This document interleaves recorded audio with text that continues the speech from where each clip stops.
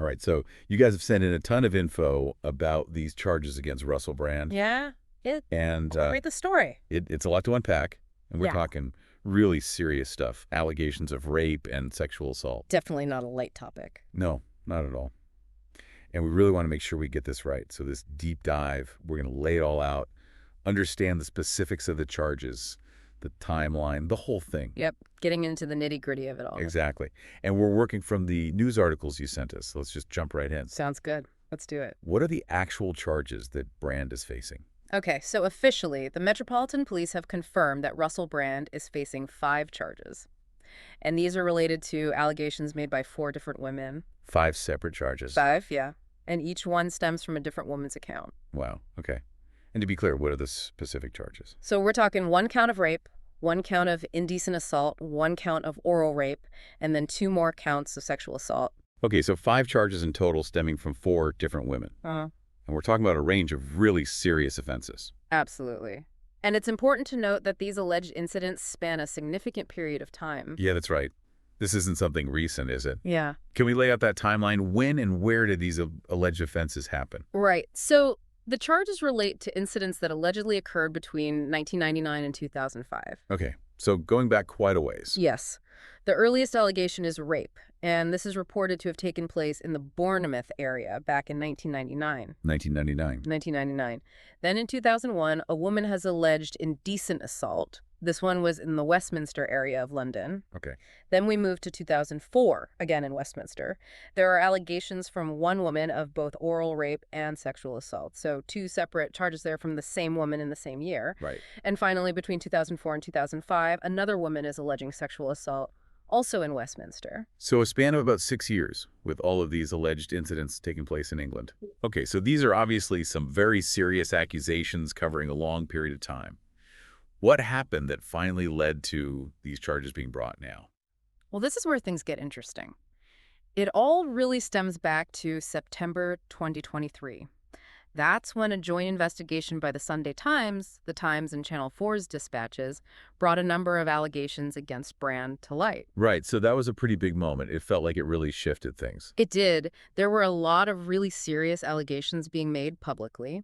So the Metropolitan Police then opened a formal investigation. Makes sense. Yeah, and from what we've gathered from the sources, they interviewed the alleged victims and, of course, Russell Brand himself, multiple times, actually. Wow, so a lot of back and forth. Yeah, they really dug into it. And then all the evidence they collected during that investigation was handed over to the Crown Prosecution Service.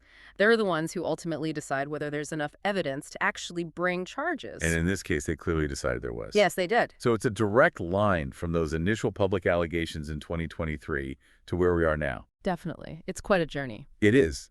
It's also important, I think, to address how Russell Brand himself has responded to all of this.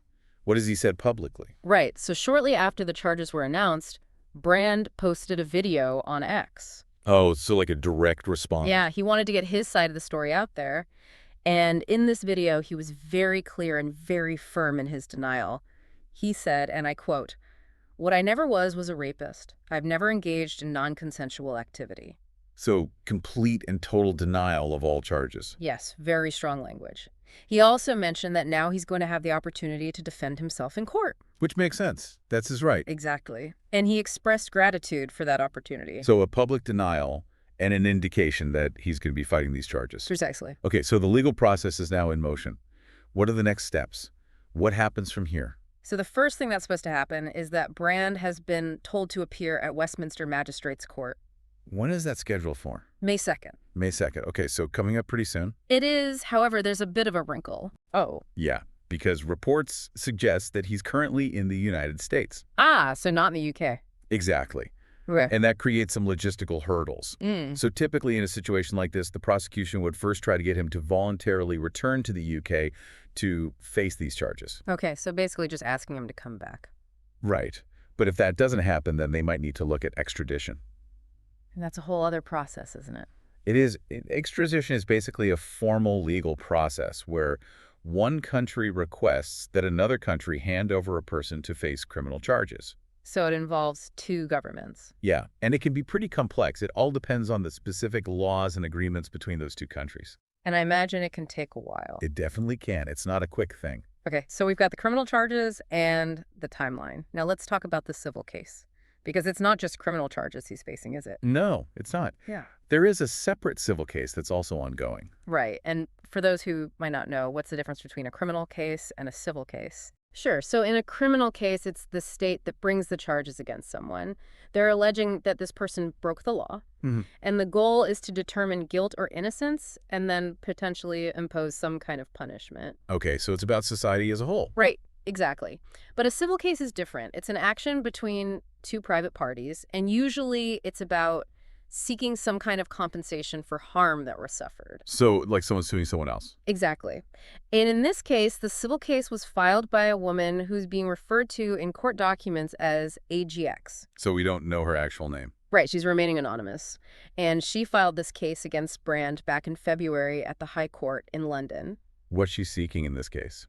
The case is for personal injury and sexual abuse. Okay, so tying back to these allegations. Right. And another key difference is the burden of proof. Yeah.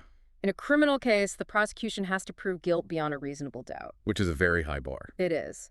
But in a civil case, the standard of proof is lower. It's what's called the balance of probabilities. It basically means that it's more likely than not that the events happened. Okay, so not as strict as in a criminal case. Right. All right, so we've got these two separate legal processes going on, the criminal case and the civil case. Yeah.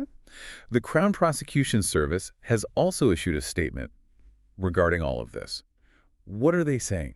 So their statement is really important. It comes from Jaswant Narwal. She's from the Crown Prosecution Service, and she's basically confirming that they've authorized these charges against Brand. So it's official coming from them. Yeah, it's official. And they're very clear that this decision came after a careful review of all the evidence that the Metropolitan Police gathered during their investigation. So they're saying they've done their due diligence. Absolutely. And she goes on to reiterate the specific charges. We're talking rape, sexual assault, and indecent assault, all of which are alleged to have taken place between 1999 and 2005 and involve 4 women. But here's the crucial part. She also emphasizes that because these are active criminal proceedings, it's super important that nobody publishes or shares anything online or anywhere else that could potentially influence the outcome of the trial. Yeah, that makes sense. It's about protecting the integrity of the process. Absolutely. She's reminding everyone that it's essential for a fair trial to allow the legal process to unfold without any outside influence. Right. A good reminder for everyone. Definitely. The police have also provided an update on their investigation, haven't they? Yes, they have. Detective Superintendent Andy Furphy, he's the one leading this whole investigation, and he's basically stated that the investigation is still ongoing. So they're not done yet. Nope, they're still looking into things. And he's also been very clear about the support that they're offering to the women who've come forward with these allegations. That's good to hear. Yeah, it's crucial that they feel supported. He also made a point of renewing the appeal for anyone else who might have been affected by this or who might have any information that could be relevant to come forward. It sounds like they're really trying to be thorough. They are. He even provided a specific email address for people to contact CIT at met.police.uk. And he also mentioned the Rape Crisis Support Line. That's an independent charity that offers 24/7 support. So a lot of resources available for anyone who needs them. Exactly. Okay, so we've laid out the charges, the timeline, Yeah. the legal stuff. Now, I think it's helpful to zoom out a little bit and provide some context around Russell Brand himself, his career, how he got to this point. What can you tell us about his background? Well, it's actually quite an interesting story. He first came on the scene as a stand-up comedian. Really? Yeah, he was performing at places like the Hackney Empire back in 2000 and the Edinburgh Fringe. So kind of a classic comedian's path. Yeah, very much so. And then from there, he moved into television and radio presenting. So branching out. Exactly. Love that. And a lot of people point to his time hosting Big Brother's Big Mouth as a real turning point for him. When was that? That was in the mid-2000s, and it really raised his public profile. Big Brother was huge back then. It was. And that exposure led to all sorts of other opportunities. He hosted the NME Awards, the MTV Awards, the Brit Awards, even the UK leg of Live Earth. Wow, so a lot of high-profile gigs. Yeah, he was everywhere. And then he also had shows on BBC Six Music and Radio 2. Which was a pretty big deal. It was. This was between 2006 and 2008. Okay, and wasn't there a major controversy surrounding his time at the BBC? Yeah, that's right. His BBC career is probably most remembered for those prank phone calls that he and Jonathan Ross made to Andrew Sachs. Oh, yeah, I remember that. It was a huge scandal. It was. They left some really crude and offensive messages on Sachs's answering machine. Not cool at all. Not at all. It caused a massive public outcry and ultimately led to Brand being dismissed from the BBC. Wow. So a pretty significant event in his career. Definitely. For a lot of people, it was a sign that he was willing to push things too far. And that he maybe hadn't learned from his past mistakes. Yeah, some people definitely saw it that way. But even after that, he managed to bounce back and become even more famous, especially in Hollywood. He did. He made a successful transition into Hollywood landing roles in big movies like Forgetting Sarah Marshall and Get Into the Greek. Those were popular movies. They were. And those roles really helped to solidify his global fame. So despite that BBC controversy, he was still on the rise. Yeah, he really became a household name. But then, more recently, things shifted again, especially around the time of the COVID-19 pandemic. How so? Well, he started building a big audience on YouTube, Yeah. and his content took on a different tone. What kind of content? He started talking a lot about COVID-19 skepticism, offering alternative perspectives on politics and society, and he gained a reputation for amplifying conspiracy theories. It's kind of a controversial figure. Yeah, some people would definitely say so. He also started presenting himself as a kind of wellness guru. Interesting. So a pretty big shift from his earlier career. Definitely. Okay, so to recap what we've learned from these sources, Russell Brand is facing 5 charges.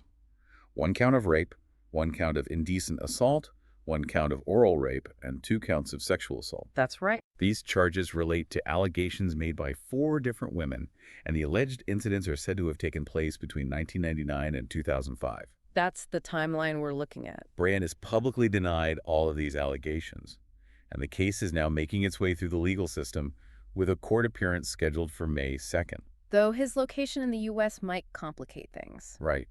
And we also discussed the parallel civil case that's going on. Another important piece of the puzzle. Absolutely. The Crown Prosecution Service has been very clear in emphasizing that these are active criminal proceedings, and everyone needs to be careful not to say or do anything that could jeopardize a fair trial. A vital point. And the police are still actively investigating, encouraging anyone with relevant information to come forward.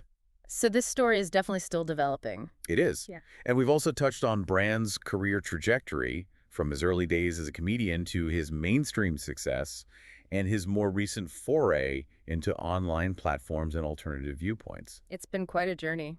It has. As the Crown Prosecution Service has made clear, it's crucial to remember that at this point, these are just allegations. Yes, innocent until proven guilty. Exactly. Russell Brand is entitled to a fair trial, and we need to let the legal process unfold. Absolutely. Due process is paramount. This whole situation really brings to light the complexities of dealing with such serious accusations, especially when they're made against a public figure. It's a tough balance. It is. We have to find a way to respect the rights of the accused while also acknowledging the seriousness of the allegations and the impact they have on everyone involved. No easy answers. No, not at all. It really makes you think about the role of the media, how we report on these kinds of stories, and the responsibility we all have to avoid prejudicing the outcome of a trial. It's a conversation we need to keep having. For sure, because ultimately everyone deserves a fair hearing, regardless of their fame or their past. 100%. This case has so many layers, and it's going to be fascinating to see how it all plays out. Yeah. It really prompts us to think about how we as a society grapple with these really difficult issues of power, accountability, and justice. Definitely a lot to unpack. It is. And it's a conversation that goes far beyond this one case. It touches on so many important societal questions that we're all grappling with. Really makes you think. It does. And I think it's a reminder that we all have a role to play in ensuring that justice is served fairly and impartially. Couldn't agree more. Thanks for joining us for this deep dive. We'll continue to follow this story as it develops, and we encourage you to do the same. Stay informed and keep those critical thinking caps on. Absolutely. It's important to stay engaged. It is. Thanks again for listening. Until next time.